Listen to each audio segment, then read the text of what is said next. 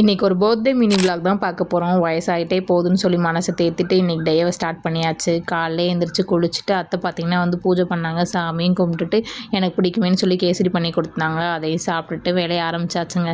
இந்த 2 ட்ரெஸ்ஸில் எது போடலான்னு சொல்லிட்டு ஒன்று ஒன்றா வச்சு பார்த்துட்டுருந்தேன். இந்த பிங்க் பார்த்திங்கன்னா நான் ஜூடியோவில் தான் எடுத்திருந்தேன். அது எனக்கு ரொம்ப பிடிச்சிருந்துச்சு. சரி இதவே போடலாமேன்னு சொல்லிட்டு மஞ்சள் குங்குமம்லாம் வச்சுட்டு போட்டு வந்தோடனே அத்தையிட்ட காமிச்சேன். அத்தை சூப்பராக இருக்குன்னு சொன்னாங்க. பார்க்கையில் கூட அந்த கலர் சரியில்லை சார், போட்டோன்னே இன்னும் சூப்பராக இருக்குன்னு சொன்னாங்க. ஃபஸ்ட்லாம் வந்து ரொம்ப ஜிகு ஜிகுன்னு போட்டு சுற்றுவேன். இப்போல்லாம் அப்படி போடவே சுத்தமாக இன்ட்ரெஸ்ட் இருக்க மாட்டேதுங்க. இந்த மாதிரி சிம்பிளாக தான் போட தோணுது.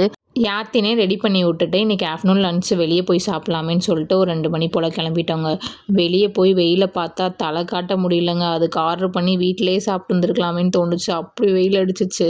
தேவையில்லாமல் மாட்டிக்கிட்டோமோன்னு நினச்சிட்டு வீட்டு பக்கத்துலேயே ஒரு ஹோட்டல் இருந்துச்சுங்க. அங்கேயே போய் சாப்பிட்லாமேன்னு சொல்லிட்டு எல்லாருமே கிளம்பிட்டோம். எனக்கு பிடிக்குமேன்னு சொல்லிட்டு சிக்கன் பிரியாணி, அப்புறம் வந்து காடை ரொம்ப பிடிக்கும். ஸோ அதனால் அதுவும் வாங்கி கொடுத்துருந்தாங்க.